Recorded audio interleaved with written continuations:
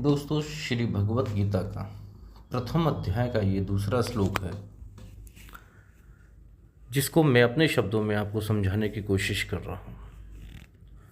दृष्टा टू पांडवा नीकम व्यूडम दुर्योधन स्तदा आचार्य मुपसंडम राजा वचनम ब्रवीत।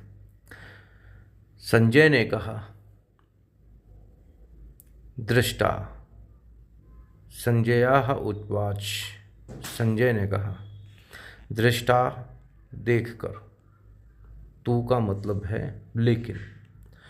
पांडव अनेकम यानी पांडवों की सेना को, व्यूढ़म व्यूह रचना को, दुर्योधनाः राजा दुर्योधन ने, तदा उस समय,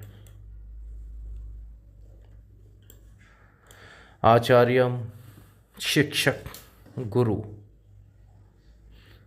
उपसंडम्ब्य पास जाकर, राजा राजा, वचनम शब्द, अब्रवीत कहा।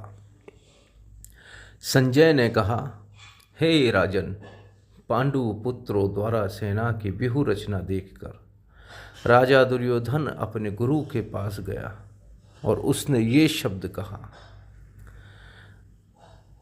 संजय के जो शब्द हैं और उसका जो भावार्थ है, मैं समझाने की आपको कोशिश कर रहा हूँ। वैसे धृतराष्ट्र जन्म से अंधा था। दुर्भाग्यवश वे आध्यात्मिक दृष्टि से भी वंचित थे। अतः वह यह भी जानता था कि उसी के समान उसके पुत्र भी धर्म के मामले में अंधे हैं, और उसे विश्वास था कि वे पांडवों के साथ कभी भी समझौता नहीं कर पाएंगे, क्योंकि पांचों पांडव जन्म से ही पवित्र थे। फिर भी उसे तीर्थ स्थान के प्रभाव के विषय में संदेह था। इसीलिए संजय युद्ध भूमि की स्थिति के विषय में उसके प्रश्न के मंतव्य को समझ गया।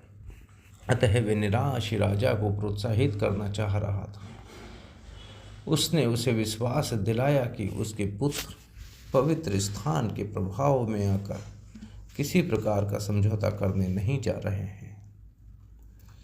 उसने राजा को बताया कि उसका पुत्र दुर्योधन पांडवों की सेना को देखकर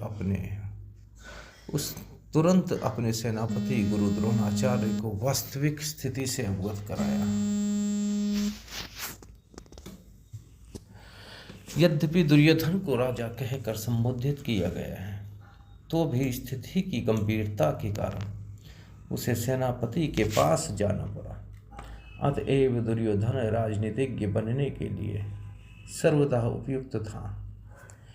किंतु जब उसने पांडवों की व्यूह रचना देखी तो उसका यह कूटनीतिक व्यवहार उसके भय को छिपा ना पाया। धन्यवाद।